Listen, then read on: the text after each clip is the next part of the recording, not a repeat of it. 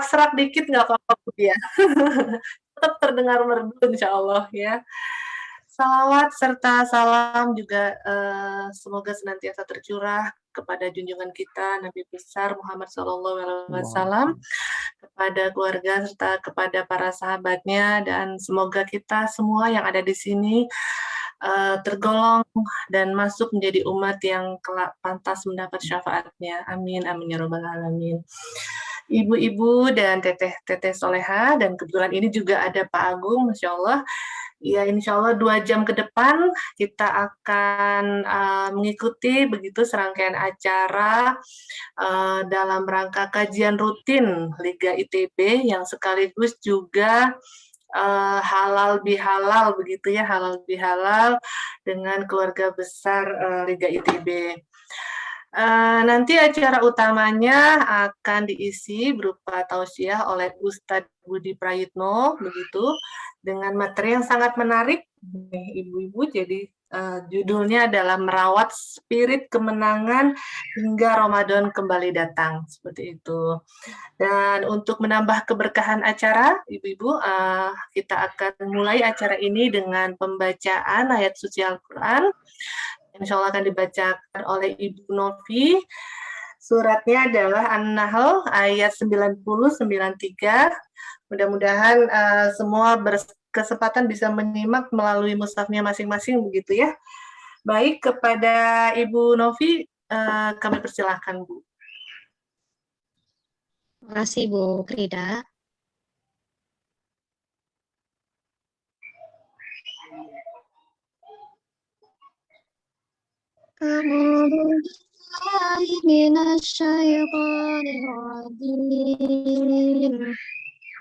Bismillahirrahmanirrahim.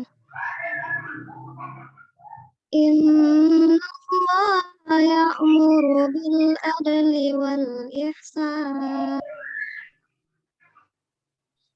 wa itaa'il qurba wa yanha 'anil fahsya'i wal munkar wal baghi ya'idukum la'allakum tadhakkarun. وأوفوا بعهد الله إذا عاهدتم ولا تنقضوا الأيمان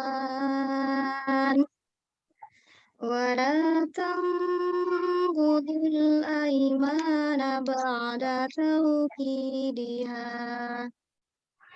وقد جعلتم الله عليكم كفيلا Inna Allah ya'lamu ma taf'alun wa la takunu kallati naqadat waslaha min ba'di quwwatin ankafa Tattakhiduna aymanakum daqadan bainakum an takuna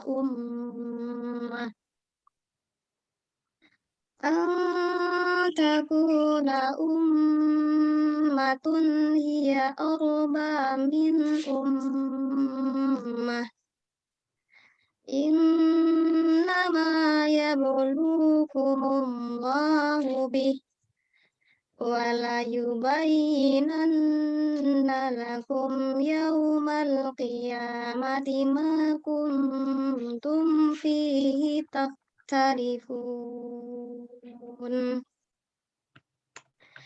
walau syaa Allahu laja'alakum ummatan wahidah walakin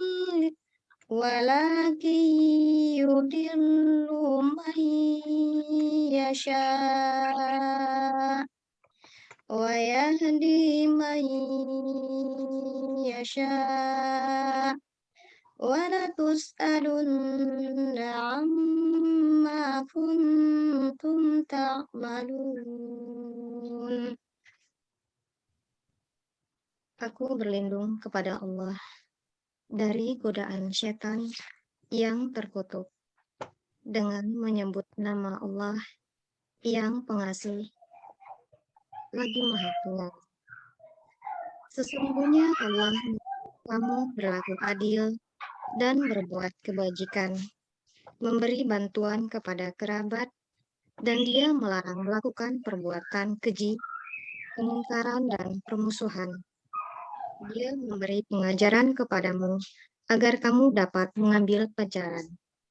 Dan tepatilah janji dengan Allah apabila kamu berjanji, dan janganlah kamu melanggar sumpah setelah diikrarkan, sedang kamu telah menjadikan Allah sebagai saksimu terhadap sumpah itu. Sesungguhnya Allah mengetahui apa yang kamu perbuat. Dan janganlah kamu seperti seorang perempuan yang menguraikan benangnya yang sudah dipintal dengan kuat menjadi cerai-berai kembali.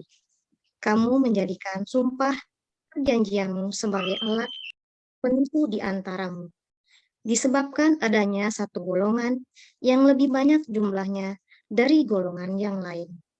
Allah hanya menguji kamu dengan hal itu, dan pasti pada hari kiamat akan dijelaskannya kepadamu apa yang dahulu kamu perselisihkan itu.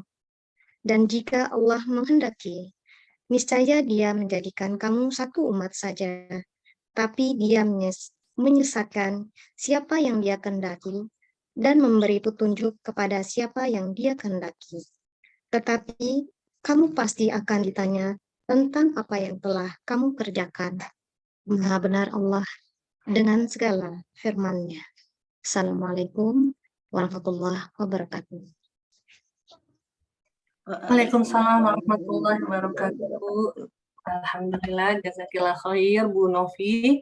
Semoga dicatatkan pahala bagi Bu Novi yang membacanya dan kita semua yang menyimaknya.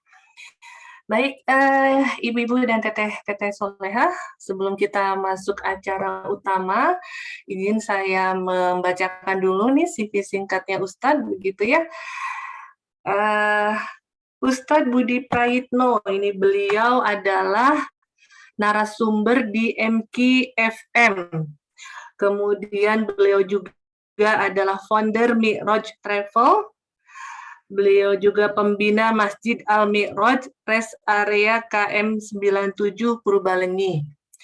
Dan saat ini beliau juga pembimbing haji KBIHU Salman ITB.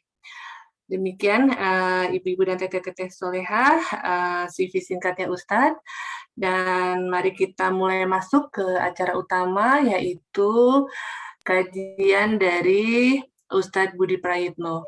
Kepada Ustadz, dipersilakan Ustadz. Hatur nuhun. Bismillahirrahmanirrahim. Assalamualaikum warahmatullahi wabarakatuh. Waalaikumsalam warahmatullahi warahmatullahi wabarakatuh. Alhamdulillahirabbil alamin. Hari yang sangat indah. Kalau lihat lagu yang terkenal mah It's a Beautiful Day katanya dia. Hari yang sangat indah karena berbeda dengan kemarin. Sekarang saya posisinya di rumah. Kalau kemarin masih sebagai pasien. Karena tanggal 19 saya mendapat tindakan pemasangan 2 balon di pembuluh darah jantung. Dan alhamdulillah hari ini sudah bisa jalan-jalan tadi 30 menit per hari kata dokter. Dan sekarang menikmati kebersamaan di komunitas teteh-teteh dan ibu-ibu solehah insya Allah yang cita-citanya kelihatannya sama semuanya, pengen masuk surga insya Allah. Surga tempat yang kita rindukan, dan surga yang kita rindukan itu sudah membuka dirinya lebar-lebar. Wasari'u ila magfiratin min rabbikum wa jannatin arduhas samawati wal ard uiddat lil muttaqin. Ya, bersegera kata Allah, bersegeralah kamu kepada ampunan Allah dan surga yang luasnya seluas langit dan bumi. Luas banget ya. Luas langit dan bumi, kita bisa tanya ke Bu Yuli berapa luas langit dan bumi. Kan Bu Yuli yang suka ngukur-ngukur gitu ya. Di fisika semua diukur termasuk ukuran langit dan bumi. Jadi kita kalau nggak bayangin luas Siap. surga itu, kita tanya ke Bu Yuli, luasnya segimana sih? Ternyata surga itu luas sekali kata Allah, seluas langit dan bumi.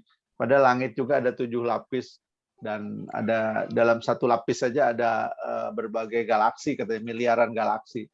Satu galaksi saja ada miliaran bintang. Jadi luas sekali ya. Kalau jumlah manusia dari sejak Nabi Adam sampai akhir zaman dikumpulkan, pasti masuk surga semuanya. Cuma ternyata tidak semuanya mau masuk. Tapi Allah memberikan kesempatan. Dan Allah mengajak bersegeralah kamu kepada ampunan. Jadi kalau nanti ayat ini nyambung dengan ciri-ciri orang takwa yang juga disebutkan bahwa Allah itu sangat pengampun, bahkan kepada mereka yang dosanya besar-besar.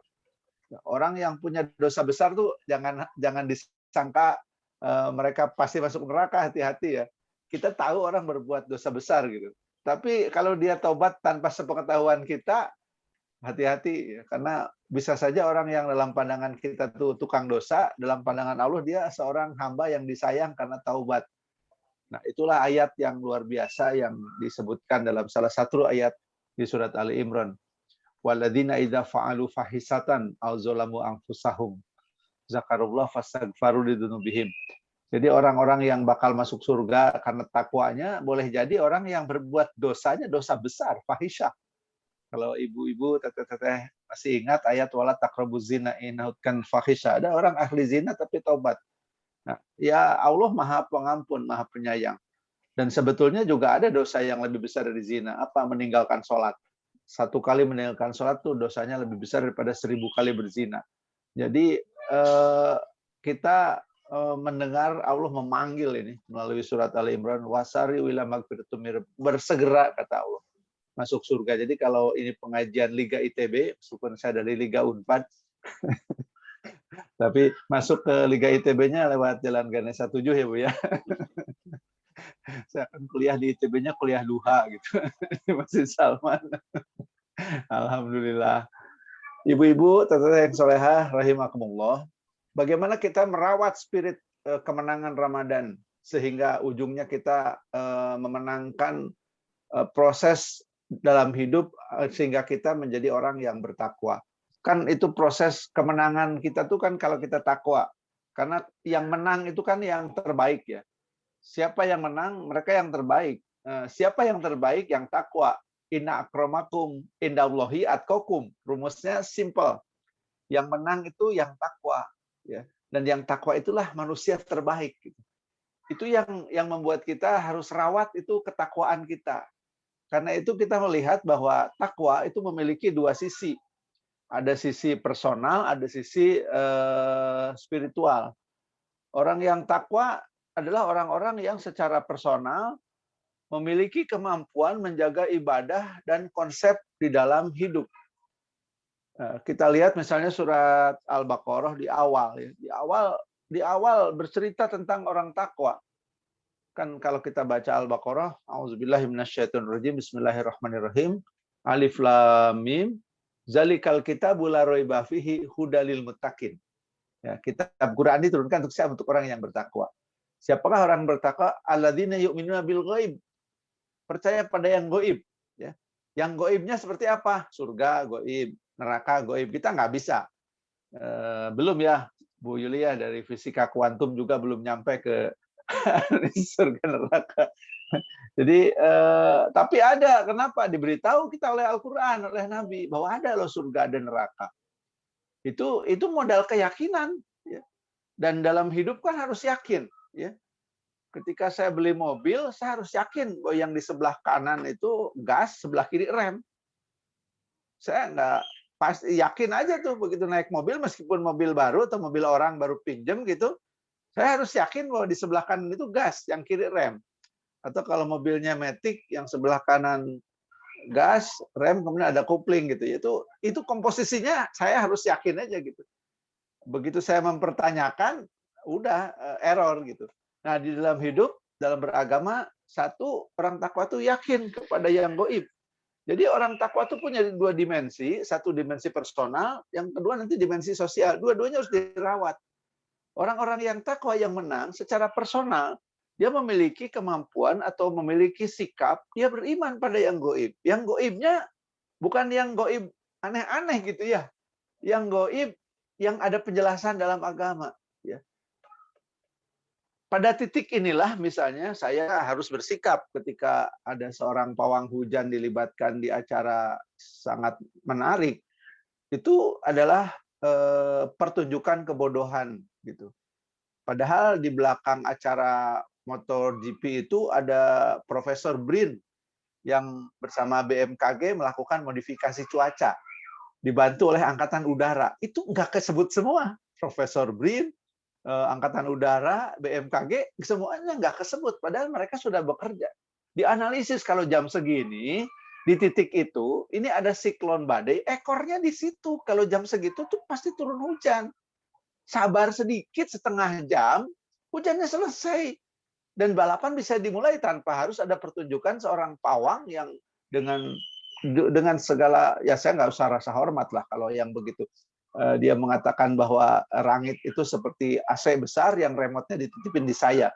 Kan itu di-endorse sebagai it's done katanya. Dia berpengaruh dan kemudian hujan berhenti. Bayangkan, kan kalau dia bilang saya minta tolong kepada teman-teman saya, di langit itu ada teman-teman Rara, dan teman-teman Rara membantu memodifikasi hujan.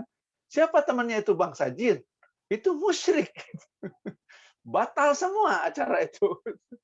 Jadi kalau untuk yang begini-begini, kita harus berani mengatakan no. Karena ilmu-ilmu seperti Rara itu kan tidak berpengaruh kepada pembangunan, tidak berpengaruh kepada penilaian GDP, tidak berpengaruh kepada kemajuan bangsa. Klinik-klinik seperti itu justru membuat bangsa kita tertinggal. Ya. Nah, jadi mudah-mudahan Rara tidak dipakai di pembukaan Formula E di Jakarta nanti ya. Kalau dipakai juga ya wassalam lah. Memang ada yang goib, tapi bukan yang begitu. Dan yang goib-goib itu, walaupun dia punya kekuatan, tidak akan pernah bisa mencelakakan kita tanpa izin Allah. Ini keyakinan aja, Bu. Dan Ibu-Ibu Soleh, ini yakin betul. Kalau kita dalam lindungan Allah, segala jin, setan bersekutu, mencelakakan, nggak bisa. Nggak bisa. Kita jagoan? Bukan, kita bukan jagoan. Kita yakin sama pertolongan Allah. Kawan saya sakit, kebetulan di daerah ujung Pulau Sumatera, dan waktu itu ya mungkin 30 tahun yang lalu, 40 tahun yang lalu, dalam sakitnya itu selalu kalau hamil menderita sangat hebat sampai kemudian keguguran. Menderita hebat macam-macam sampai keguguran. 2 kali keguguran itu diagnosis oleh tokoh-tokoh tempat, dikatakan bahwa ibu ini kena santet katanya. Kena teluh. Kawan saya ini ahli ibadah, ahli saum. Yang dia nangis itu bukan dia kena teluhnya, ya Allah, kalau saya memang kena penyakit ini berasal dari peristiwa di mana orang mengirimkan ilmu hitam pada saya. Terus sholat saya gunanya apa? Jangan-jangan sholat saya nggak benar. Akidah saya bagaimana ya Allah gitu. Saya merasa sudah menjalankan semuanya dengan baik. Dan saya sangat yakin akan perlindunganmu. Dan saya tidak percaya ini terjadi karena ilmu-ilmu seperti itu. Akhirnya dibawa ke Jakarta, ternyata tokso, Bu. Bukan kena ilmu hitam. Kena tokso. 3 kali hamil juga, terus keguguran. Dan alhamdulillah sudah 3 kali keguguran, suaminya bilang, sudahlah Bu, katanya. Suaminya soleh banget, Bu. Karena namanya juga Kang Soleh ya, alumni ITB. Putra Pak Sanusi US. Jadi ya soleh banget suaminya, namanya juga Kang Soleh. Istrinya namanya Teh Yogas. Kalau nanti mau diundang Liga ITB boleh cerita langsung Teh Yogas. Jadi akhirnya Yogas dan Soleh memutuskan ya sudah, kita ikhtiar sudah maksimal, berobat juga keguguran, tapi kan kita tetap pengen punya anak. Ya kita coba lagi aja lah, kata Kang Soleh, katanya. Mereka betul-betul tidak menyerah ya. Tapi nggak usah ke dokter lah, nggak ke dokter juga gugur, nggak ke dokter gugur gimana, Allah aja. Katanya. Qadarullah yang kehamilan ketiga atau keempat itu jadi, dan tidak ke dokter, tidak makan obat, lahir anaknya. Sesudah lahir anak, rada sombong lagi sedikit Kang Soleh dan Yogas. Tuh pan, ke dokter gitu naon. Udahlah, punya anak lagi. Padahal dokter udah wanti-wanti. Kemarin itu mah pertolongan Allah. hati-hati kalau mau anak berikut harus betul-betul di prepare. Kemarin juga ke dokter teu nanaon. Kemarin ke dokter keguguran, ini ke dokter keguguran. Udah punya anak lagi aja. Dan akhirnya hamil tapi hampir kehilangan nyawa, ya. Karena kehamilan itu betul-betul membuat Yogas sakit hebat, berat badan lebih dari 100 kilo, dan pada saat akhir itu hampir saja dia dalam kondisi yang seperti ditiup gitu badannya, perasaannya, dan memenuhi seluruh ruangan. Dan Yogas istighfar minta ampun pada Allah, dan tiba-tiba badannya seperti ditusuk jarum gitu, dan kemudian kempes, sehat kembali. Jadi kita yakin pada yang goib bukan berarti jadi takut gitu, ya. Tapi jadi berani. Kenapa? Karena selain jin setan ada malaikat yang dikirim Allah melindungi kita. Dan jelas ada Allah. Jadi orang takwa itu keyakinannya pada yang goib kuat, tapi bukan goib yang aneh-aneh gitu ya. Masuk ke satu rumah, wah ini di Desa Penari ini. Filmnya ngehit tuh, 5 juta lebih penonton. Kayak film klinik-klinik itu orang pada suka gitu ya. Suster ngesot jalan di rumah sakit, kita jadi takut. Kenapa? Karena ada jin yang rupanya suster yang ngesot gitu. Innalillahi wa inna ilaihi raji'un. Bukan yang seperti itu yang goib itu. Hari esok itu goib, kita nggak tahu. Sukses atau gagal itu goib, ya. Nggak ada yang tahu sampai di mana pencapaian. Keyakinan pada yang goib, termasuk kepada nasib dan lain-lain, itu mengantarkan kita pada berserah diri kepada Allah dan kuat banget hubungan dengan Allah. Bukan sombong kalau saya harus mengatakan jangan takut sama jin dan setan. Ya memang nggak boleh takut. Buktikan kalau berhadapan-hadapan dengan satu situasi yang kita tidak mengetahui ini ada apa. Kayaknya kok sesuatu yang kita nggak tahu. Kita berdoa, a'udzu bikalimatillahi tammat min syarri ma khalaq. Aku berlindung dengan kalimat Allah yang sempurna dari kejahatan segala makhluk. Apapun makhluk itu. Kata teman saya yang suka bercanda, itu juga doa anti copet katanya, Bu ya. Kalau Ibu naik angkot, kira-kira di depan tuh ya ada yang tampang copet, Ibu baca doa itu keras-keras dan tatap wajahnya. A'udzu bikalimatillahi tammat min syarri ma khalaq. Itu copet pasti turun karena copet tahu doa itu doa anti copet. Keyakinan pada yang gaib. Ini harus kita pegang. Tapi bukan kemudian menjadi sesuatu yang kepada klinik gitu ya. Yang klinik-klinik itu sudah jelaslah. Bangsa kita juga merdeka karena berjuang, bukan karena klinik ya. Kalau ilmu-ilmu klinik itu bisa menenggelamkan kapal dari jarak jauh itu memang ada, berarti Belanda nggak akan bisa berlabuh di Indonesia. Kapal Belanda berhimpunlah semua ahli-ahli itu. Wah, didorong. Tenggelam. Ternyata kan tidak. Ya. Kita malah mencatat seorang laksamana perempuan, Laksamana Malahayati, dengan ribuan kapal, orang Aceh yang bertempur di lautan jadi panglima. Kita punya panglima wanita loh Bu, namanya Malahayati. Dan itu ribuan kapal perangnya di lautan. Itu ikhtiar maksimal. Yang kedua, orang-orang takwa yang jadi pemenang, yang ini harus dirawat, itu adalah orang-orang yang melaksanakan sholat. Nah, ini sholat kan bertahap-tahap ya, bertingkat-tingkat. Ada sholat karena kita takut orang tua zaman kecil dulu. Bentuk sholat digebung, cepat-cepat sholat. Ya. Kalau nggak sholat, ibu udah bawa sendal gitu. Mau di rumah, mau di masjid. Kalau dulu kan masjid itu dekat-dekat dengan rumah ya. Jadi ya sholat kenapa? Kalau nggak ibu marah. Ya itu sholat anak-anak. Tapi itu pun ketika ibunya itu tulus mendidik, meskipun mungkin secara pedagogi kurang bagus, tapi berhasil juga. Ya. Ada seorang ibu yang bercerita, jadi kalau anaknya sekarang luar biasa lah. Kata si ibunya, anak saya kalau lagi Jumatan masih main, saya gendong itu katanya, saya gusur, saya bawa ke masjid. Karena bapaknya bekerja keluar kota, si ibu di rumah. Nggak pernah saya biarkan anak saya dalam waktu-waktu yang wajib ibadah itu tidak ibadah. Pedagogi tidak bagus. Tapi ibu itu menunjukkan ketulusan hati dalam mendidik. Jadi laksanakan sholat. Ini yang harus dijaga. Sholat yang bertingkat-tingkat. Ya. Ada sholat anak-anak karena takut orang tua. Yang kedua ada sholat pedagang. Sholat pedagang tuh sholatnya karena pengen dagangan laku gitu ya. Sholat duhanya pengen dagangan laku. Ya sholat pamrih lah. Lumayan Bu ya. Besok ujian mahasiswa pada rajin tahajud, rajin sholat duha gitu. Dulu sih dulu ya, dulu di Salman suka begitu tuh, kalau musim hujan masjid lebih penuh gitu. Tapi sekarang mah kayaknya enggak lah, penuh terus. Jadi sholat orang-orang yang pamrih. Kalau ada masalah jadi rajin sholat ya, nggak lumayan gitu ya.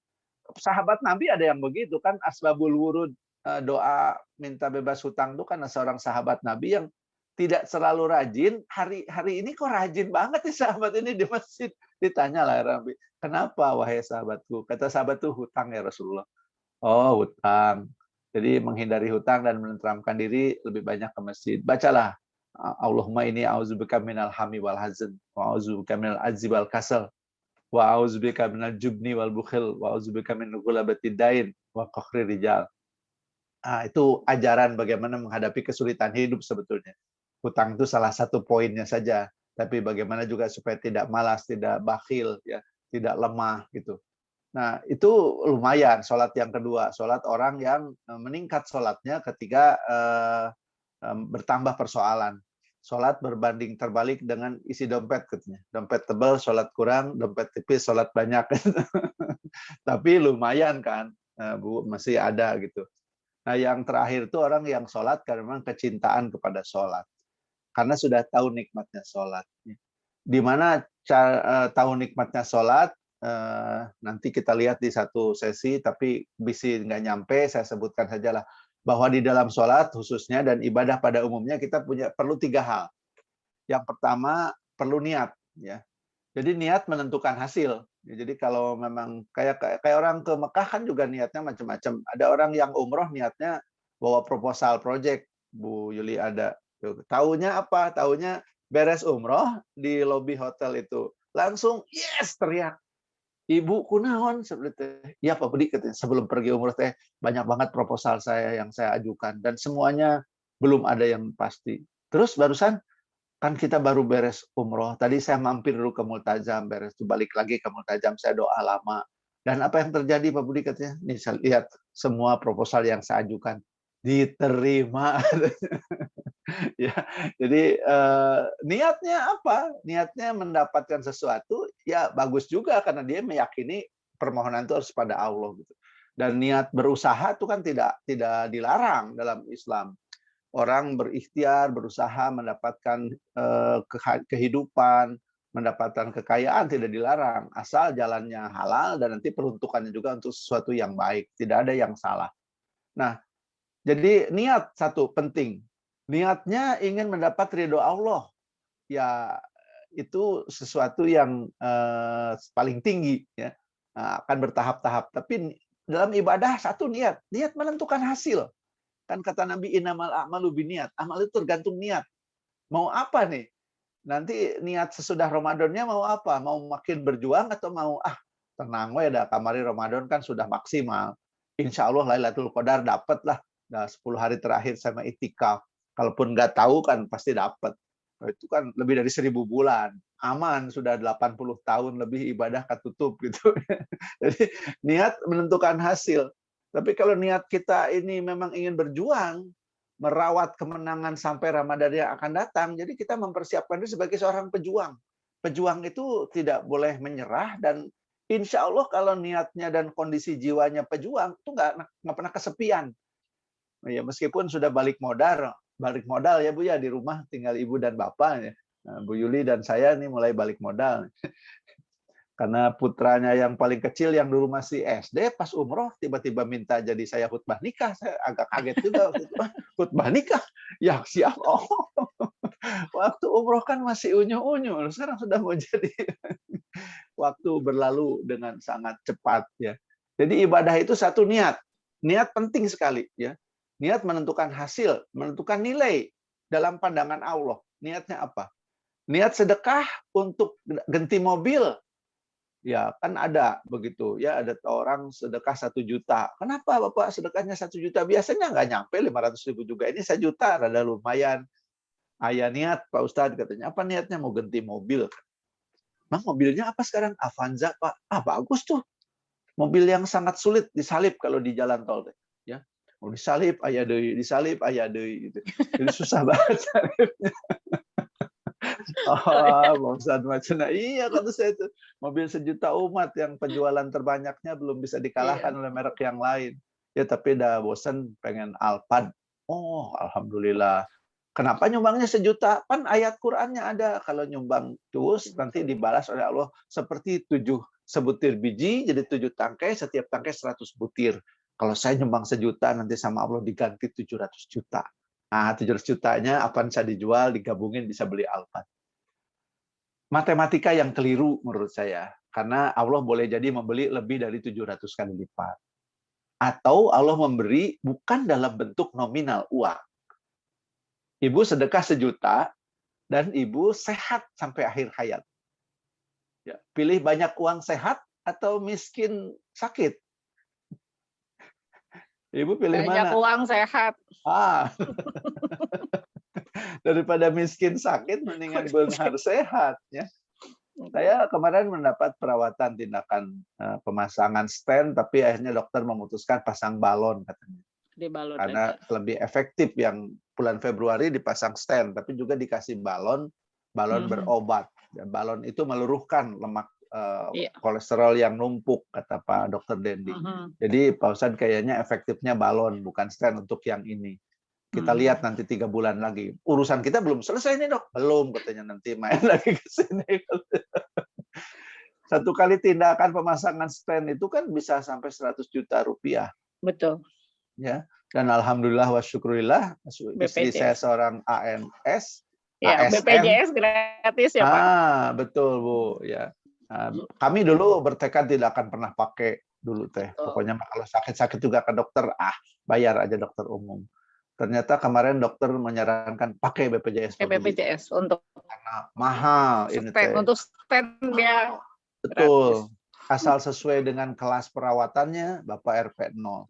Ketika lihat di rincian itu kan sampai 100 juta. Jadi kalaupun kita bersedekah dengan niat hanya pengen balik lagi apa yang kita keluarkan, sebetulnya kita rada malu kepada Allah. Karena Allah sudah ngasih sebelum kita sedekah. Udah dikasih jantung kan, dulu nggak sedekah dulu dikasih jantung. Dikasih hati, dikasih ginjal itu kan nggak pakai sedekah. Allah kasih free saja. Ya.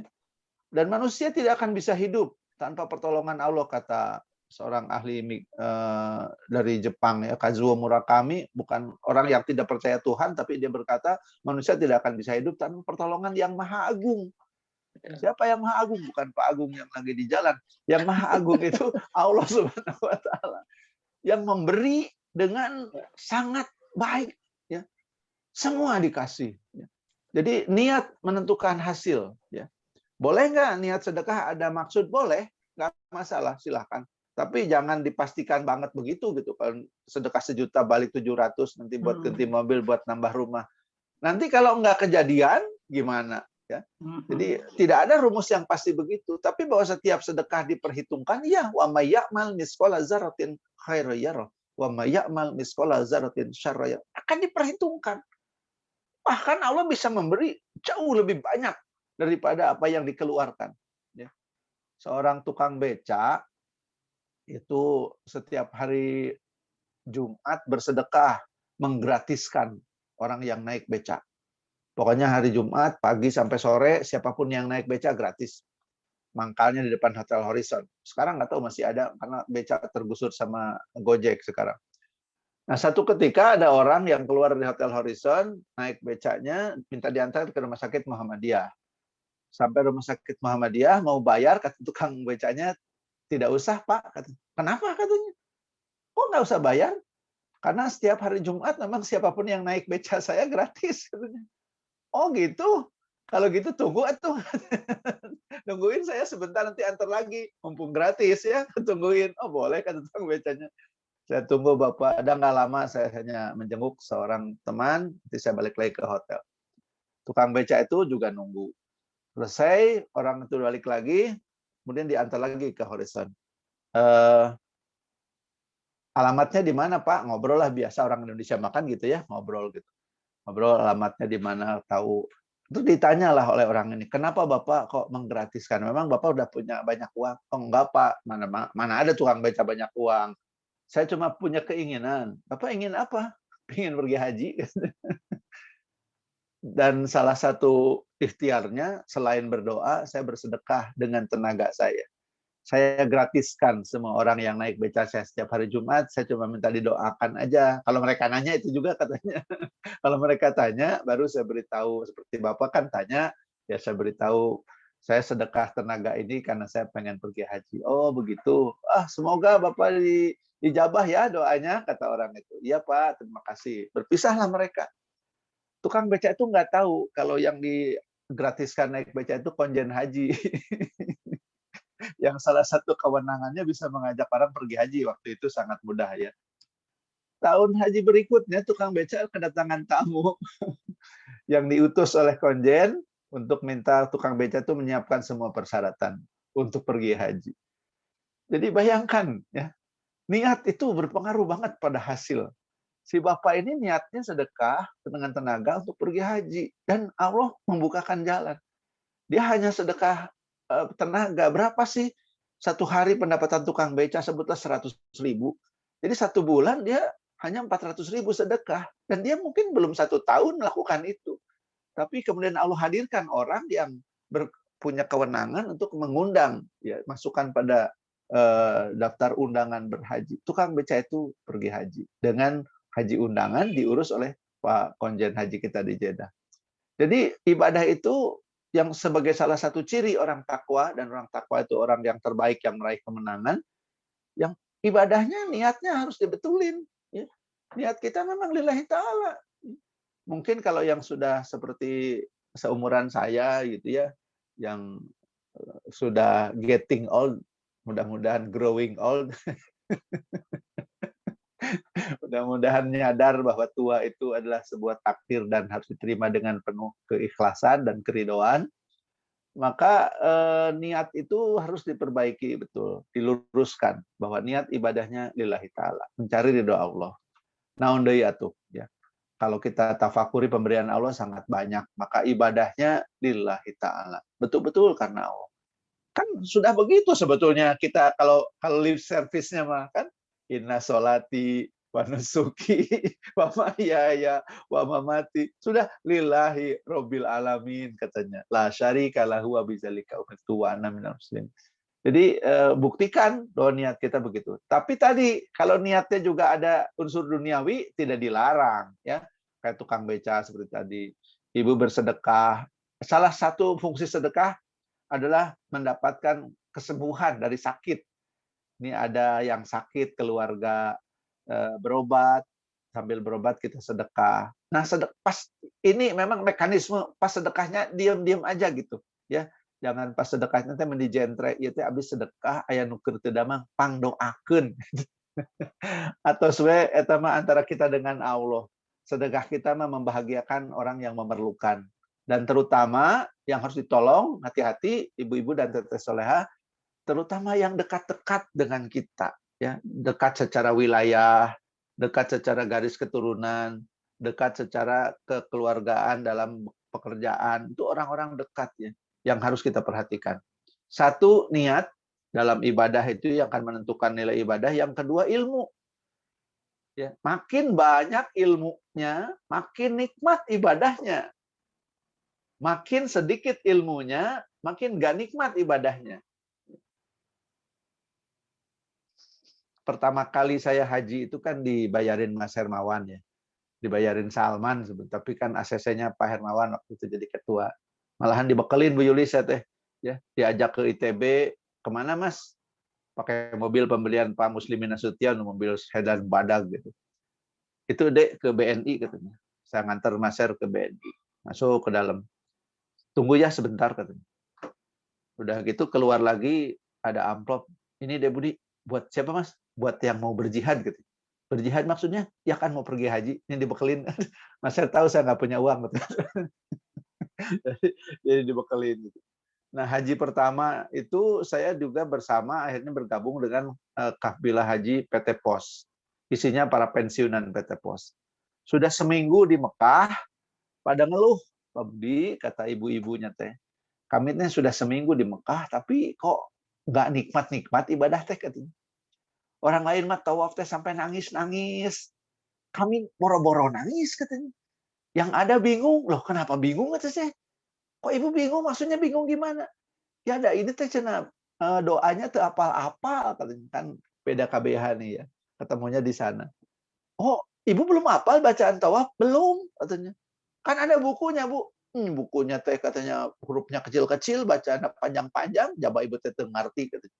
Ya maklumlah sudah 60-an usianya, rata-rata sudah 65. Oh, baik Bu, kalau begitu mana buku doanya kumpulkan kata saya. Kumpulkanlah buku doanya dan saya ambil, saya masukin ke koper saya kunci. Ai Pak Budi cenah. Kunaon buku ibu kalah disumputkeun?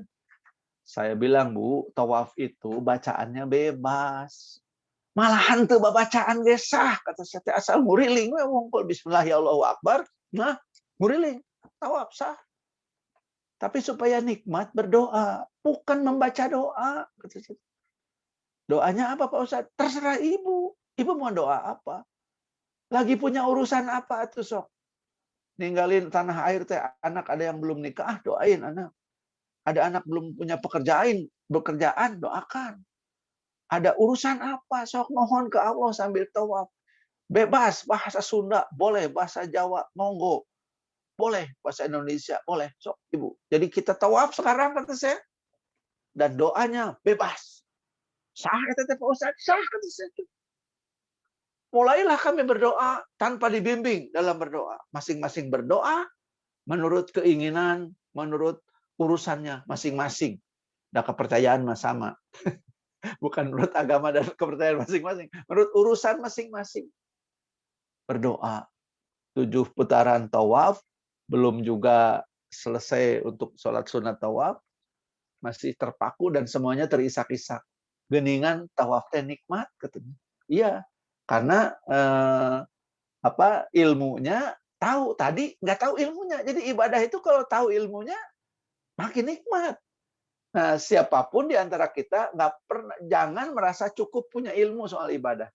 Belajar lagi, baca lagi, karena kita ketemu dengan ahli hadis tentang sholat. Aduh, itu meningolotok dan kita terpesona betapa agungnya perintah Allah yang bernama sholat. Teteh dan ibu yang solehah, kalau belum punya Riyadus Sholihin penting. Jadi kitab yang kita koleksi untuk kita baca. Kayak kaidah dalam kehidupan sehari-hari, etika, akhlak, ibadah berdasarkan Al-Quran dan Sunnahnya disebutkan dalam Riyadus Sholihin, karya Imam Nawawi. Dan itu sangat indah. Ya, disitulah saya bertemu hadis-hadis tentang sholat yang sangat indah. Misalnya takbiratul ihram saja ketika sholat itu disebutkan bahwa ketika takbiratul ihram Allah tumpuk dosa-dosa kita di pundak kita. Nanti ketika ruku Allah gugurkan dosa-dosa kita. Itu episode takbiratul ihram sampai ruku saja sudah membuat sholat kita jadi berbeda. Jadi ibadah yang kedua itu ada fungsi ilmu. Makin ilmunya baik, banyak, makin nikmat ibadah. Untuk merawat kemenangan kita, itu ilmu ibadahnya harus ditambah. Jangan berhenti belajar. Jangan berhenti mencari pengetahuan. Knowledge, pengetahuan, dan kemudian belajar kepada orang yang ahli tentang ibadah. Jadi ibadah itu satu niat, kedua ilmu, yang ketiga istiqomah. Nah ini yang konsistensi. Bu Diah tadi berkali-kali menyebutkan semoga istiqomah, semoga istiqomah. Ya, konsistensi dalam ibadah itu menjadi satu tantangan. Karena kata seorang ulama, boleh jadi nikmat ibadah kita itu dapatnya nanti di ujung hidup. Kita kan nggak tahu sampai umur berapa. Mungkin kalau umur kita sampai 70, nanti di umur 69, nah baru nikmat ibadah teh. Terus bebas gitu. Nggak ada pikiran keinginan, kecuali pengen diterima aja sama Allah. Ada seorang profesor kami di Unpad, setiap hari sekarang ngirim doa tiap waktu tahajud. Karena nyadar, Bud, katanya, Mbak baheula banyak dosa. Dan sekarang ini hanya satu keinginan, mendapat ridho dari Allah. Jadi mungkin nikmat ibadah kita memang nanti pada saat setahun lagi kita mau meninggal, 2 tahun mau meninggal. Bersyukurlah kalau sekarang juga yang belum tahu kita mau meninggalnya kapan, sudah nikmat ibadah, bersyukurlah. Baru sholat duha, sudah celak, cipanon teh. Ya, ya Allah, terima kasih. Memang kan karena kasih sayang Allah, ibu-ibu sekalian yang solehah, karena kasih sayang Allah, kita ketika garing ibadah teh sama Allah dikasih persoalan. Ketika ada persoalan, nikmat ibadah teh. Dari takbiratul ihram sudah ngadeg-deg, Allahu Akbar. Itu kumaha urusan teh. Allahu Akbar. Sampai sujudnya jadi lama, air mata basah, membasahi sajadah. Jadi istiqomah dalam ibadah mengantarkan kita kepada nikmat ibadah dan memahami hakikat dari ibadah. Semata-mata karena Allah saja. Nah, jadi manusia yang menang, orang-orang yang takwa itu, mereka yang melaksanakan sholat. Mereka yang berinfak dengan sebagian harta mereka. Mereka beriman pada kitab suci, wahyu-wahyu ilahi, baik yang diturunkan kepada Nabi Muhammad atau kepada Nabi sebelum Nabi Muhammad, tapi kemudian dengan keyakinan bahwa Al-Quranlah kitab yang membenarkan atau meluruskan kitab-kitab sebelumnya yang sudah terjadi penyimpangan.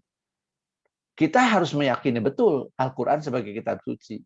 Nah, cuma keyakinannya itu nanti harus dibarengi dengan keinginan untuk mempelajari, ya. Keinginan untuk memahami Al-Quran.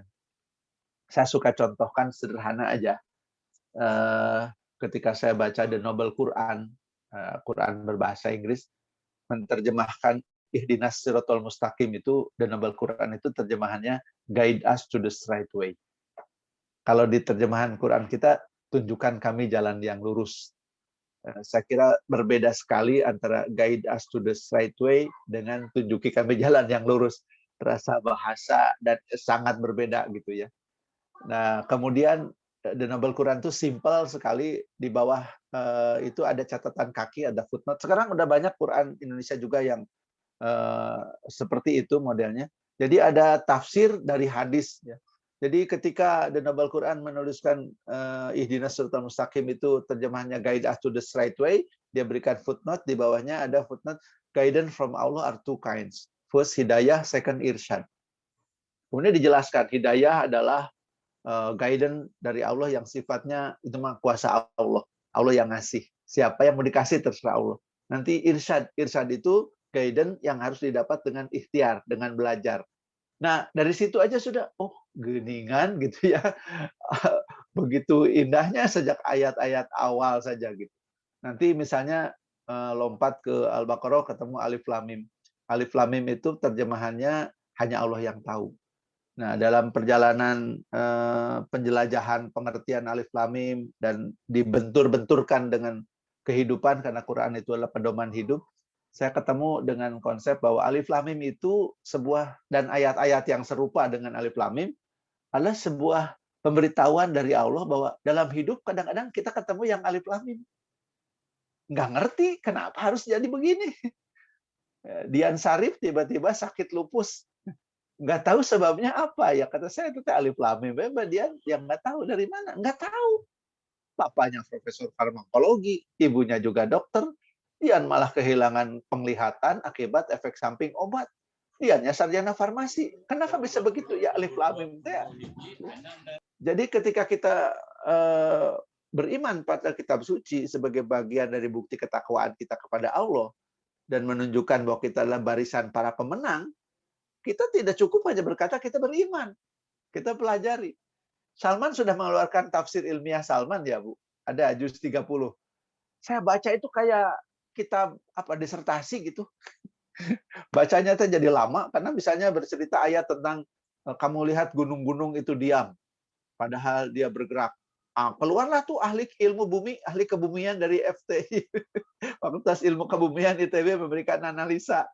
Ya, Pak Mailano misalnya menceritakan tuh siapa bahwa gunung itu bergerak, posisinya setiap tahun bergeser. Kalau gunung itu disebut sebagai tiang pancang, ilmu geologi menjelaskan, ini loh begini. Itu udah ada. Kalau yang belum punya, coba mampir ke Salman, cari tafsir ilmiah Salman.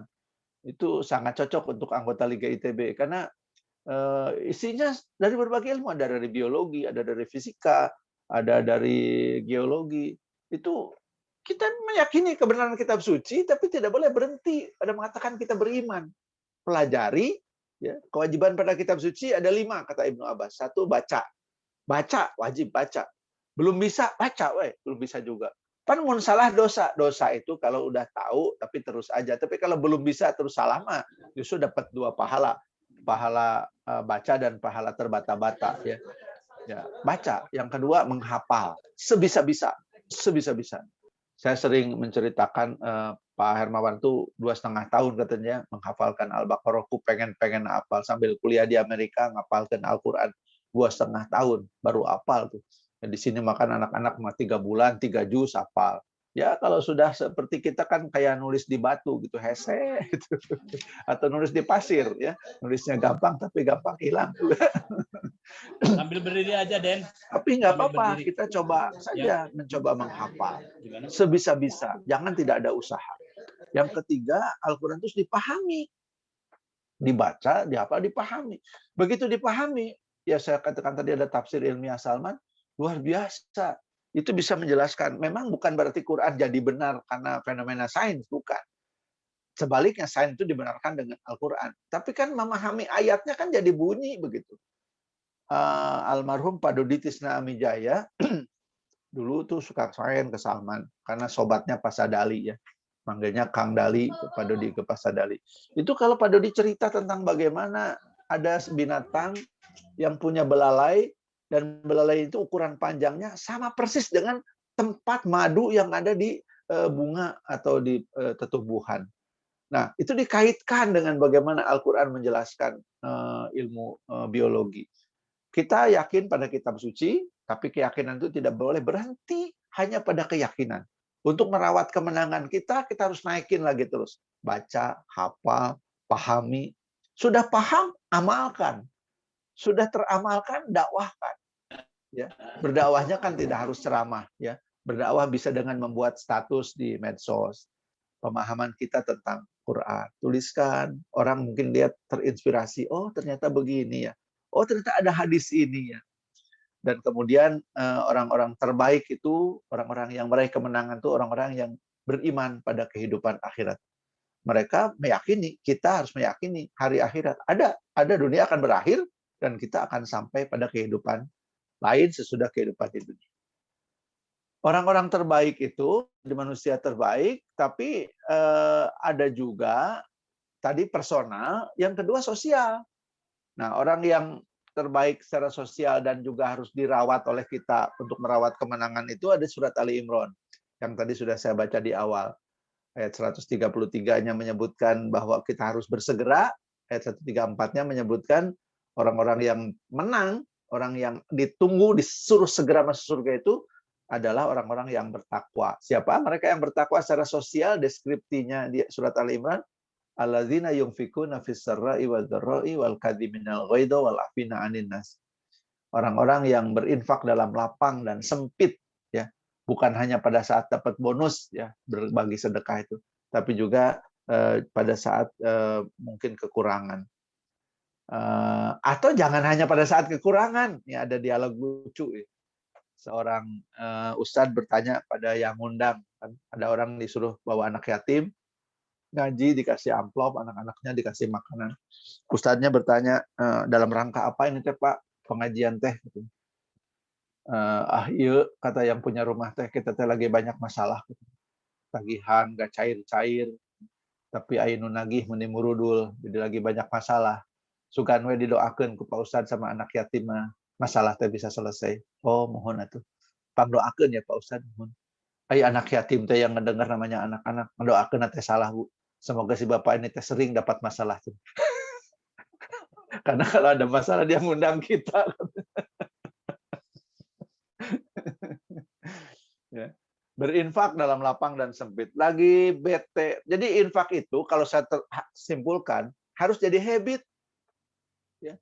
Sudah bukan lagi soal lagi apa dan pengen apa, tapi memang sudah jadi habit. Berinfak dalam lapang dan sempit artinya habit. Sudah jadi kebiasaan.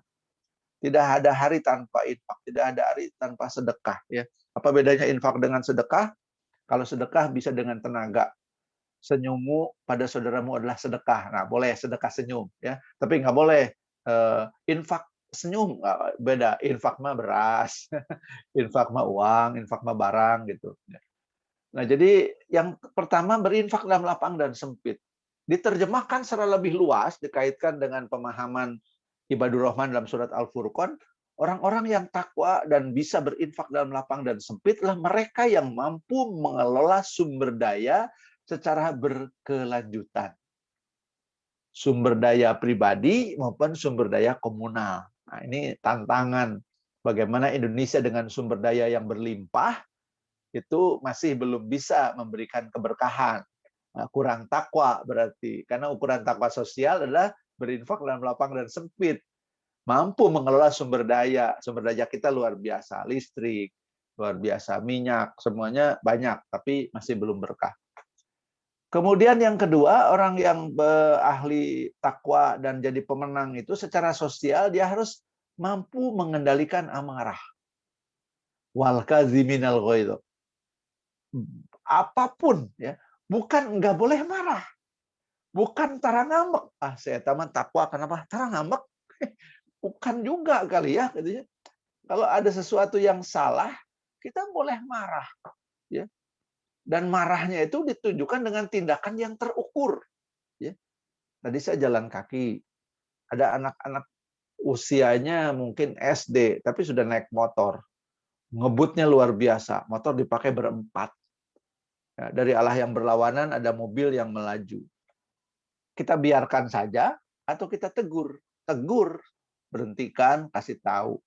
Ya. Memang sulitnya orang tua yang memberi izin. Ini sebenarnya bahaya yang sangat besar mengintai pada anak-anak. Ini usianya SD, Bu. SD sudah naik motor. Geus pinter budak teh cenah. SD kena geus bisa naik motor. Padahal dia sedang diantarkan pada maut, ya, pada kecelakaan. Jadi berinfak dalam lapang dan sempit, kemudian mampu mengendalikan amarah. Mengelola amarah itu bukan berarti tidak pernah marah.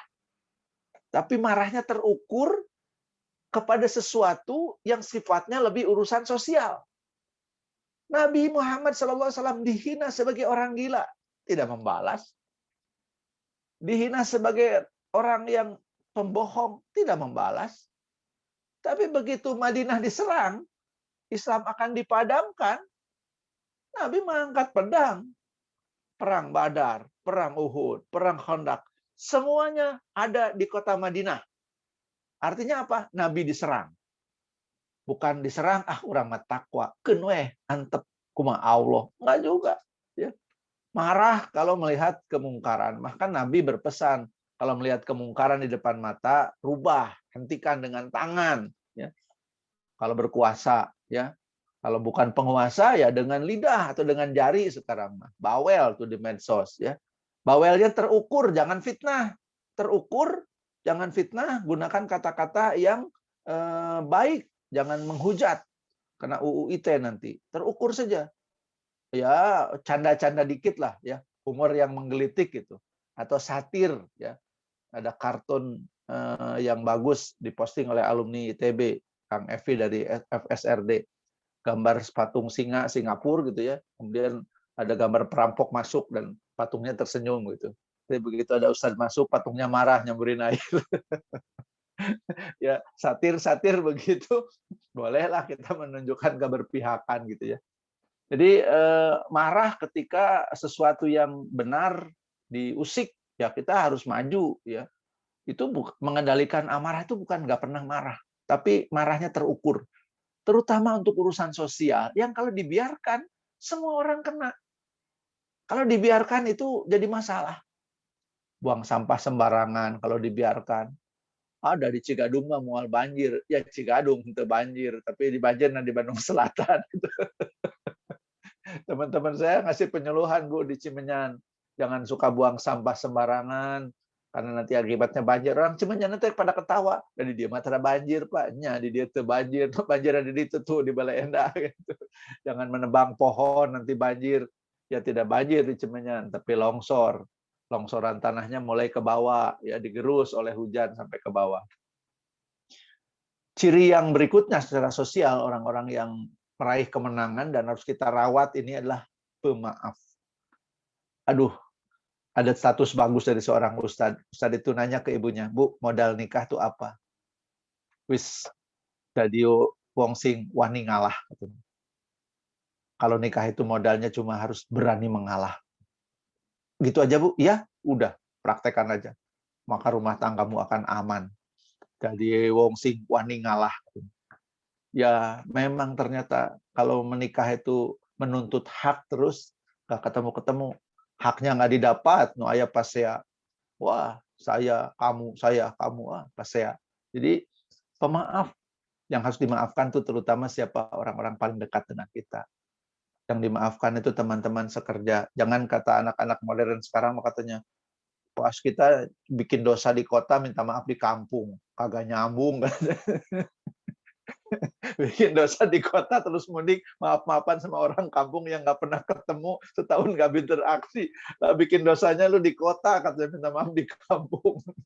Ya pemaaf kepada orang yang berinteraksi setiap saat ya. Kalau kita tahu orang bikin salah, kita juga tahu kita juga bukan orang yang tidak punya salah. Ada kisah yang sangat indah dari seorang cucu Nabi bernama Musa Al-Kazim, dikisahkan oleh Buya Hamka dalam kitab Al-Azhar. Musa Al-Kazim terbangun mau sholat subuh dan dibangunkanlah budaknya. Nah, siapkan air, wudhu. Tapi budaknya tuh ngantuk gitu. Begitu bangun yang dibajur bukan tangan tapi baju. Begitu lihat baju tuannya basah, budaknya baru nyadar, aduh bikin salah nih. Tapi anaknya berkata, wal kaziminal ghaidho, katanya. Orang-orang yang mampu menahan amarah, kata Musa Al-Kazim, sudah kutahan marahku, wahai budak. Wal afina anin nas, katanya. Sudah kumaafkan kamu. Anak itu nambahin lagi, wallahu yuhibbul muhsinin. Allah menyukai orang-orang yang berbuat baik. Wahai budak, kubebaskan kamu karena Allah, katanya. Nah, itulah proses tahapan orang takwa sebagai orang yang menang yang harus dikejar, Bu. Jadi selain ciri-ciri personal yang secara sosial, orang takwa itu selain berinfak dalam lapang dan sempit, mampu mengendalikan amarah, pemaaf, dan membalas kejelekan dengan kebaikan.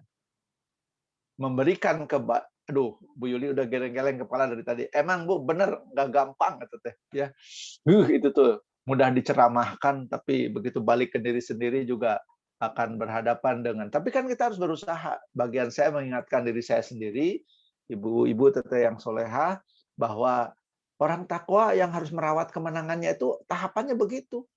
Ya selain yang secara personal tadi dari sholat sampai percaya akhirat, kemudian dia juga berinfak dalam lapang dan sempit, mampu mengendalikan amarah, pemaaf, dan membalas orang-orang yang berbuat jahat itu dengan kebaikan. Musa Al-Kazim tidak menghukum sang budak, malah membebaskan budak itu. Kenapa? Karena budaknya juga pinter dan punya nyali. Tuannya marah, dia keluar ayat. Wal kaziminal ghaidho wal afina anin nas wallahu yuhibbul muhsinin. Ya, jadi ibrah juga pada kita bahwa kita harus jadi orang yang cerdas dan punya nyali. Titip kepada Liga ITB, orang-orang pinter harus punya nyali, ya. Jangan tidak berpendapat ketika sesuatu yang salah terjadi. Karena kalau sesuatu yang salah dibiarkan, diomong berulang-ulang, nanti jadi satu kebenaran, ya. Diamplifikasi terus yang salah itu. Dan yang pinter-pinter, yang punya pendapat, tidak berani berpendapat, nanti tidak terdapat jejaknya di media digital dan tidak jadi rujukan orang. Akhirnya orang mengatakan, ohnya yang benar teh yang itu. Selamat berjuang, merawat kemenangan sampai Ramadan yang akan datang, dan tantangannya terutama kepada diri kita sendiri. Kita buktikan bahwa kita adalah orang-orang yang pantas oleh Allah dipanggil dengan panggilan yang sangat hebat. Bersegeralah kamu kepada ampunan Allah dan surga yang luasnya seluas langit dan bumi. Mudah-mudahan bermanfaat apa yang disampaikan. Mohon maaf bila ada yang kurang berkenan. Assalamualaikum warahmatullahi wabarakatuh. Waalaikumsalam warahmatullahi wabarakatuh. Insya Allah Ustadz ya.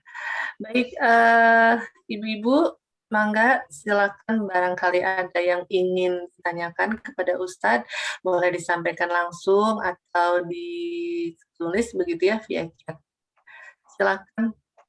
Menarik sekali tadi materi yang disampaikan Ustadz.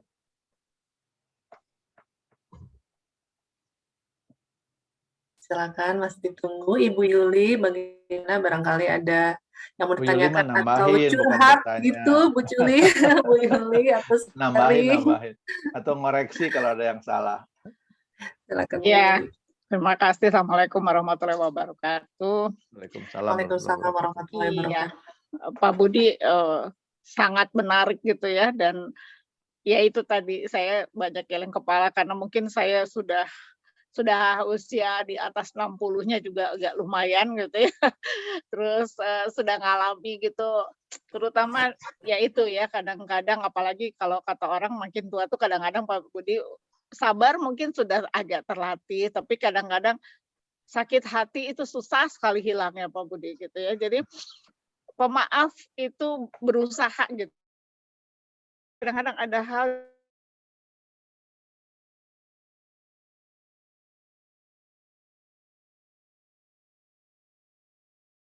memang kalau saya pilih lebih banyak diam daripada salah ucap gitu.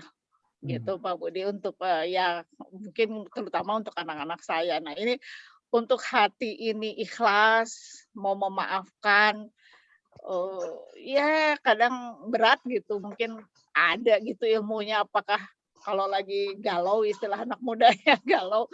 Jadi, di usia saya sekarang saya sempat kemarin agak, apa ya, agak depresi sedikit gitu dengan pekerjaan, dengan segala macam ini mengolah kalbu itu kadang sulit Pak Budi. Mungkin ada doa atau tambahan ilmu lagi nih buat saya nih Pak Budi. Untuk lebih ikhlas, ikhlas itu enak banget ngucapinnya, jalaninnya susah luar biasa gitu ya. Ya, Jadi Bu. ada masa di mana saya mungkin merasa bukan apa ya, mungkin agak tertekan dengan seseorang, dengan caranya yang nggak pas, dengan apa ya, ini susah sekali nih untuk ikhlas. Walaupun sekarang sudah menata dan saya sudah terbebas gitu dari itu, tapi saya hanya merasa, aduh di umur segini kok saya masih susah banget ya memaafkan. Mungkin ada suatu ilmu lagi tambahan Pak Budi, bagaimana sih membuat hati itu lebih ikhlas, lebih pasrah, apalagi melihat kezoliman tanda petik dari seseorang gitu. Diingatkan Ya. udah susah gitu. Mungkin itu aja Pak Budi pertanyaannya, mungkin tambah Baik. ilmu biar saya lebih tenang. Atur nuhun. Assalamualaikum warahmatullahi wabarakatuh. Waalaikumsalam. Teh Krida masih off. Langsung saya jawab aja ya. Iya, silakan Ustaz. Soalnya pertanyaannya mungkin sama ya dengan saya juga mungkin. Kita bedakan dulu dua. Satu ikhlas, dua ridho. Ikhlas tuh saat memberi, ridho saat menerima. Bab Ibu sekarang bab ridho tuh. Ridho enggak dengan kejadian yang tidak menyenangkan. Nah, bagaimana mengatasinya?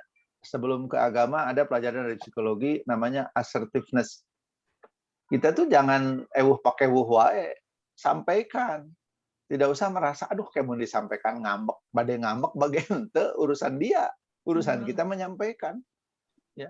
Mungkin tidak terlalu penting, tapi buat kita penting kok. Ya. Misalnya nih saya ini mengalami kadang-kadang anak-anaknya menyelama nggak pulang-pulang. Memang yang satu di Jerman lagi sekolah nggak bisa pulang. Tapi waktu yang perempuan di Bali, yang laki-laki nomor 1 di Bekasi, kok lama nggak pulang ya? Nah itu teh nggak boleh dipendem, telepon aja. Ini nggak pulang-pulang, ayah teh kangen. Nah nanti mereka kan jelaskan apa yang sedang terjadi. Kalau memang mereka nggak bisa, kita yang datang. Jadi jangan ada ajaran di psikologi asertif. Kita sampaikan. Kita nggak suka pada orang yang tiba-tiba datang teh segala ditanyakan. Ya di mana? Ya di mana? Di mana? Aduh Mbak, saya tuh nggak seneng loh kalau saya ditanya-tanya. Sampaikan aja. Loh, kok marah? Bukan marah, saya nggak suka.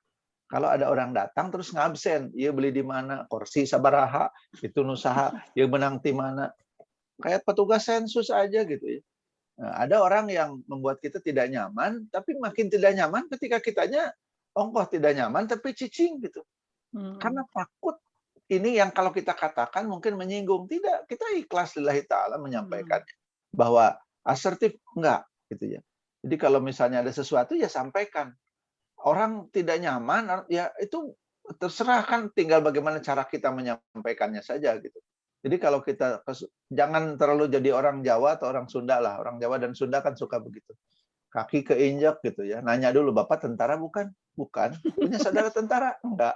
Tetangga? Enggak. Memang kenapa Pak? Iya punten kaki keinjak. Ini lama pisan. Kaburu baru.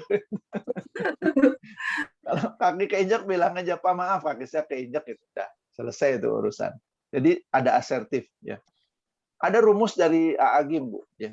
Rumusnya simple. Agim itu kan terkenal karena simplicity-nya yang luar biasa.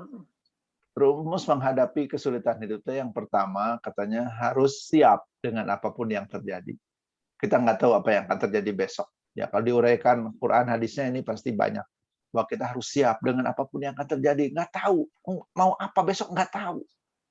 Ya, saya masuk ruang operasi, ya nggak tahu pasti gagal atau berhasil, tapi gimana Allah, dokter berusaha, ada risiko, ada meskipun kecil lah untuk tindakan pemasangan stent atau balon, resikonya kecil, tapi selalu ada risiko perdarahan sesudah, dan ya udah siap aja.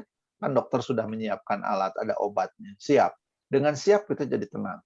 Yang kedua, ridho dengan yang sudah terjadi. Tidak diungkit-ungkit dan tidak dibuat skenario terbalik. Cobalah untuk kieu, moal kieu. Nah, itu nggak bisa. Sudah kejadian. pakai resiko masukin kepada sistem, kemudian dianalisis. Oh, ini teh kalau tidak begini mah harusnya. Nggak ada lagi yang harusnya kalau sudah kejadian. Semua sudah jadi takdir. Takdir itu tinggal diterima. Ada takdir baik, ada takdir buruk.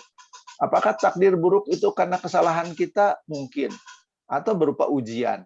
Ya. Karena para nabi itu orang-orang yang soleh. Tapi kan Nabi Ayub diberi uji sakit yang luar biasa, bukan karena Ayub banyak dosa.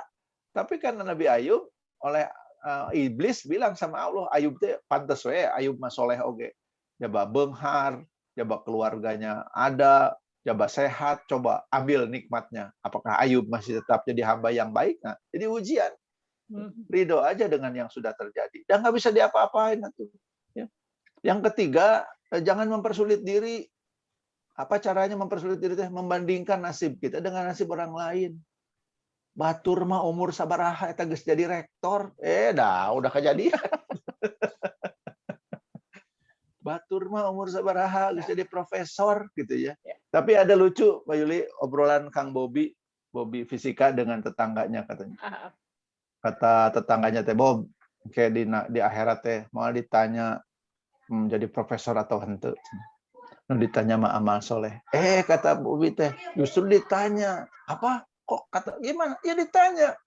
Bapak lama-lama jadi dosen kunaon tuh jadi profesor.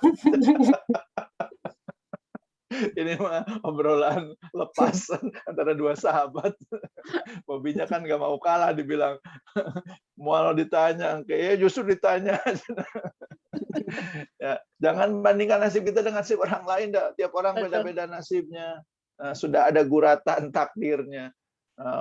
Bersusah payah setekah pola. Kan orang yang IQ-nya lebih tinggi dari Einstein tuh ada Bapak Ibu bisa cari. Ada orang yang lebih cerdas dari Einstein. IQ-nya jauh di atas Einstein. Tapi terakhir dia profesinya jadi apa? Jadi pekerja ini satpam di bar. Dia luar biasa. Teori-teori yang dia buat itu jauh lebih tinggi dari kualitas paper-papernya Einstein. Tapi dia tuh berkali-kali dalam hidup selalu sial terus gitu. Dia kuliah, dapat beasiswa. Tapi kemudian karena terlambat secara administrasi, ibunya mendaftar, beasiswanya dicabut. Terus kemudian dia harus kuliah, tiba-tiba waktu kuliahnya dirubah. Padahal dia anak miskin, pergi kuliahnya dengan ikut mobil tukang sayur. Karena kuliahnya dirubah, dia nggak bisa ikut mobil itu. Jadi selalu aja mentok gitu. Ya. Padahal potensinya dia luar biasa. Nah, akhirnya dia jadi satpam di sebuah bar. Padahal dia punya papernya kata para ahli itu luar biasa. Jauh di atas kualitas papernya Einstein. Jadi supaya kita bahagia, bisa move on, nggak usah membandingkan diri dengan nasib orang lain. Jangan mempersulit diri. Ya. Syukuri saja yang sudah ada dan terima dengan hati yang bersih. Dan yang keempat, terus-menerus tambah ilmu. Nah, ini bab yang menyegarkan hati, pikiran, dan ilmu itu pupuknya iman. Kalau kita tambah ilmu, iman kita juga bertambah. Nah, ibu-ibu atau yang solehah pasti tahu bagaimana ilmu itu menyegarkan. Bagaimana ilmu itu membuat kita selalu jadi inspiring. Dan jadi gimana ya kalau belajar tuh, kan belajar tuh nggak harus di kelas gitu ya. Ada sesuatu yang kadang kita pelajari, kita cari, begitu dapat tuh yes gitu ya. Aha, erlebnis gitu. Iya, geningan eta gitu. Nah, itu tuh membuat seluruh sel tuh hidup gitu ya. Dan pada saat itulah kita bisa bersyukur, alhamdulillah. Kita mendapatkan pencerahan. Baca Quran teh jadi lebih nikmat kalau sudah tahu artinya. Ya, oh ternyata ada riwayat ini seperti ini. Oh ternyata ada hadis tentang sholat seperti ini. Jadi teruslah tambah ilmu. Doanya ada, Bu Yuli. doa yang sering kita baca bersama-sama. Itu doa haji mabrur dengan Bu ada di terowongan masuk ke Mekah tuh. Rabbana la tuzigh qulubana ba'da idh hadaitana wa hab lana min ladunka rahmah innaka antal wahhab. Ya Allah, jangan kau biarkan hati kami jatuh pada kesesatan. Sudah kau berikan begitu banyak petunjuk dalam hidup, kenikmatan, kebahagiaan. Jadi diterjemahkannya rada bebas begitu. Jangan hanya yang tekstual. Sudah banyak sekali petunjukmu, bimbinganmu yang telah kau berikan, nikmat darimu. Jangan biarkan kami jatuh pada kesesatan. Jangan biarkan kami jadi hamba yang tidak bersyukur. Berikan kenikmatan kepada kami. Ada juga hadis yang doanya saya kira juga sudah pada hafal. Ya muqallibal qulub sabit qalbi ala dinik, ya. Wahai yang membolak-balikan hati. Ya. Hadapkan hati kami pada kebenaran agama. Wa ala ta'atik, dan dalam ketaatan kepadamu. Semua yang terjadi dalam hidup ada dalam kuasa Allah. Kita tidak berkuasa menentukan apapun, dan kita yakin semuanya ada dalam ilmu Allah. Serahkan kepada Allah. Hasbunallah wa ni'mal wakil, ni'mal maula wa ni'man nasir. Begitu, Mbak Yuli. Iya. Salam untuk Pak Arif. Udah dapat cucu juga tuh Pak Budi dari. Oh, alhamdulillah. Jadi sudah berapa cucunya, Mbak? 3 dari yang besar dari Wulan, 2 wanita dua-duanya. Alhamdulillah kemarin dari dapat pria umur 4 bulan. Jadi sudah nini pisan. Udah. Tidurnya sama aki-aki. Ini happy kudu nanya. Iya, harus happy karena cucu nanti akan senang ke rumah nenek karena neneknya happy teu bawe. Neneknya gembira, cucu pun happy ketemu dengan kita. Insyaallah. Betul non Teh Rida mangga. Ya. Mangga silakan yang lain barangkali ingin bertanya juga. Masih ditunggu beberapa menit. Silakan. Atau iya, karena mungkin sudah pukul hampir 11.30 Ustadz. Barangkali kita tutup saja acaranya. Mohon Ustadz bisa acara ini memimpin doa Ustadz. Mangga. Silakan Ustaz. Teteh dan ibu-ibu soleha, mangga kita tutup kebersamaan kita dengan bersama-sama berdoa kepada Allah. A'udzubillahi minasyaitonirrajim. Bismillahirrahmanirrahim. Alhamdulillahirabbil alamin. Hamdan naimin, hamda syakirin, hamda yuafi ni'amahu wa yukafi mazidah. Ya Rabbana lakal hamdu kama yanbaghi li jalali wajhikal karim wa 'azimi sultan. Allahumma sholli ala Muhammad wa ala alihi wa sahbihi ajma'in. Allahumma ya Rabbana zalamna anfusana wa illam taghfir lana wa tarhamna lanakunanna minal khasirin. Ya Allah, ampunilah kami yang dalam usia sampai hari ini masih melakukan dosa dan kesalahan. Engkau tahu dosa kami yang setiap hari malah bertambah, sementara jatah umur kami sedang berkurang. Engkau tahu kezoliman kami, bahkan kami berbuat zolim pada diri kami sendiri. Tak ada yang luput dalam catatanmu, tak ada yang lepas dari penglihatanmu. Karenanya kami memohon kepadamu agar engkau dengan kasih sayangmu, kau ampuni dosa-dosa kami. Kau hapus dosa dan kesalahan kami dengan kasih sayangmu. Betapapun kami mungkin tidak termasuk hamba yang pantas diampuni, namun kami meyakini engkau maha pengampun. Karena maha pengampunmu itulah kau akan mengampuni dosa siapapun yang datang kepadamu dengan seluruh penghambaanmu. Ya Allah, sayangi pula keluarga kami, orang tua kami, pasangan kami, anak-anak, keturunan kami. Jadikanlah kami orang-orang yang terikat dalam cinta kasih yang tulus, yang saling mendoakan, menerima kekurangan mereka, senantiasa mendoakan dan mencintai mereka apa adanya. Dan kami pun berharap mereka mencintai kami apa adanya dengan segala kekurangan kami. Semoga pasangan kami ridho dengan kekurangan kami. Semoga anak-anak kami ridho dengan kesalahan yang pernah kami lakukan kepada mereka. Engkau maha menolong, Engkau maha menyempurnakan. Tak ada yang sempurna termasuk kami ya Allah. Tapi Engkau maha menyempurnakan. Bahkan setiap langkah yang keliru dalam kehidupan kami dapat Kau hapus dan Kau sempurnakan. Anak-anak kami tumbuh baik, lebih dari yang bisa kami berikan kepada mereka, semua karena pertolongan. Rezeki kami berlimpah, lebih dari apa yang bisa kami lakukan, semua karena kasih sayang-Mu. Maka terimalah rasa syukur kami, dan jadikanlah kami hamba yang pandai bersyukur. Terimalah zikir kami, dan jadikan kami hamba yang pandai berzikir. Terimalah ibadah kami, saum kami, sholat kami, zakat kami, tadarus kami. Dan jadikanlah kami orang-orang yang ahli ibadah sampai akhir hayat. Allahumma a'inna ala zikrika wa syukrika wa husna ibadatika. Ya Allah, tolong kami agar kami menjadi ahli zikir, agar hati kami jadi tenang. Tolong kami agar jadi ahli syukur, agar kami bahagia dengan apapun yang Kau berikan. Tolong kami agar kami jadi ahli ibadah, agar kami bisa benar-benar menjadi orang dan hamba yang baik dalam pandangan, dan menjadi orang yang bermanfaat bagi sesama. Rabbana atina fid dunya hasanah wa fil akhirati hasanah wa qina adzabannar wa adkhilnal jannata ma'al abror ya aziz ya ghaffar ya rabbal alamin. Subhana rabbika rabbil izzati amma yasifun wa salamun alal mursalin walhamdulillahi rabbil alamin. Assalamualaikum warahmatullahi wabarakatuh. Waalaikumsalam warahmatullahi wabarakatuh. Jazakallahu khair Ustaz untuk materinya ini sangat bermanfaat dan menarik sekali, dan diucapkan juga terima kasih ibu-ibu, teteh-teteh yang sampai acara ini selesai memberikan perhatiannya secara penuh begitu. Insya Allah semoga kita bisa bertemu lagi bulan depan dengan acara kajian rutin berikutnya seperti itu. Baik, mari kita tutup acara ini dengan doa majelis. Allahumma wa bihamdika asyhadu an la ilaha illa anta astaghfiruka wa atubu ilaik. Wassalamualaikum warahmatullahi wabarakatuh. Waalaikumsalam warahmatullahi wabarakatuh. Tidak, nggak foto bersama. Foto bersama ya. Ada HBH-nya. Iya. Ibu-ibu punten boleh izin kita aktifkan kameranya ya supaya panitia bisa mendokumentasikan. Kalau yang screen 1 sudah saya screenshot nih. Sama Ustaznya yang semangat ya. Iya Bu. Ya, Ibu Agung kameranya efektif sekali. Yang lain. Baik.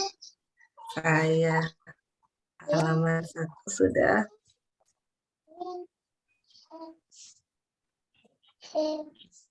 Sekarang yang 2.